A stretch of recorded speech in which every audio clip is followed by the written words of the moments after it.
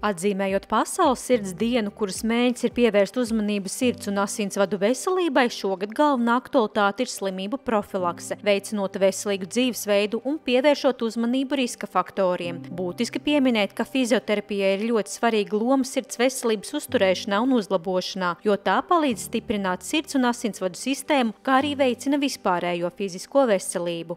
Fizioterapija ieņem lielākoties profilaktisku lomu un izglītojošu, jo ir ļoti svarīgi ievērot vispārēju veselīgu dzīvesveidu, ne tikai sportot, bet arī veselīgi ēst, gulēt, izvairīties no nelabvēlīgiem ieradumiem. Sirds tāpat kā jebkurš ķermeņa muskulis ir jātrenē, un līdz ar to sirdi gan trenē nedaudz savādākā veidā caur aerobu slodzi, kas ir ar augstāku sirdsdarbību. Līdz ar to ir aktīvāki vingrojumi, vairāk stāvus, kustībā uz velotrenažieriem un ar lielāku slodzi.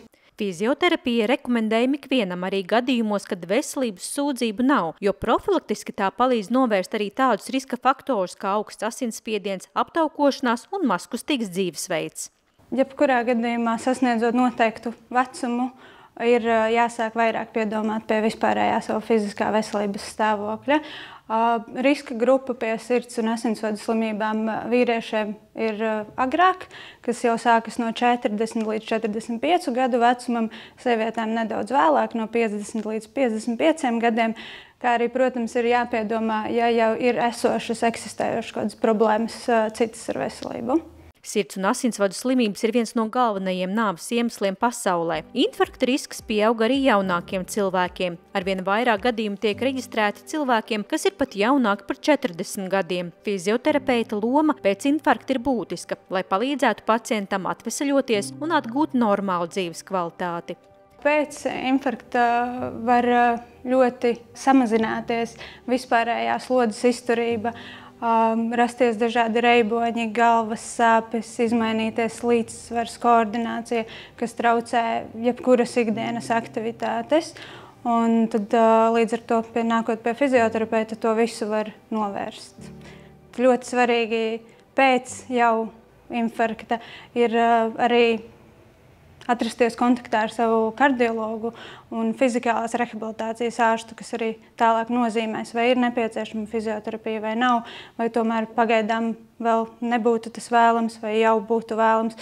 Un arī jāatcerās par medikamentiem, jo bez medikamentiem šoreiz šajā gadījumā nevarēs iztikt. Fizioterapeits novērtē esošās problēmas, bet tad ir jānāk ar kardiologa nosūtījumu. Jo pirms var uzsākt jebkādas fiziskās aktivitātes, ir jāiziet veloergometrija, ko veic kardiologs, lai pārbaudītu, vai pacients drīkst vispārībā nodarboties ar fizisku slodzi.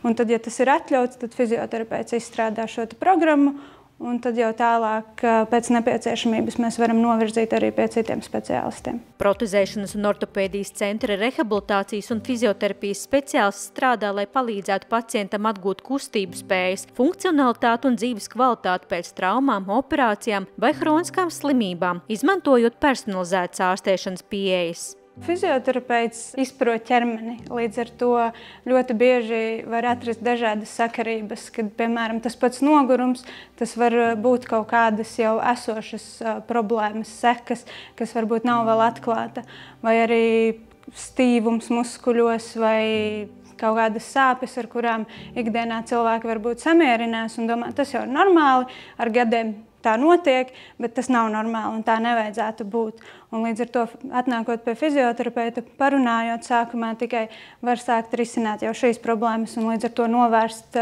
turpmākas nopietnākas slimības. Regulāri vingrinājumi fizioterapeita vadībā uzlabo pacientu fizisko spēju, samazina nogurumu un veicina labāku pašsajūtu, padarot ikdienas aktivitātes vieglākas un mazāk noslogojošas sirdī. Ļoti bieži cilvēks nejūt savu ķermeni, un līdz ar to ir nepieciešams kāds, kas nedaudz paregulē, iemāca, kam būtu jāstrādā noteiktos, kādiem muskuļiem būtu jāstrādā noteiktos vingrinājumos, noteiktās kustībās, pat ne tikai vingrinājumos, bet arī ikdienas aktivitātēs, pie tās pašas sēdēšanas vai velobraukšanas vai staigāšanas. Tam visam ir nozīme vispārējā tajā fiziskā attīstībā. Fizioterapija veicina fizisko aktivitāti un palīdz atgūt spēkus pēc sirds slimībām. Tas ir būtisks instruments sirds veselības uzturēšanā un dzīves kvalitātes uzlabošanā.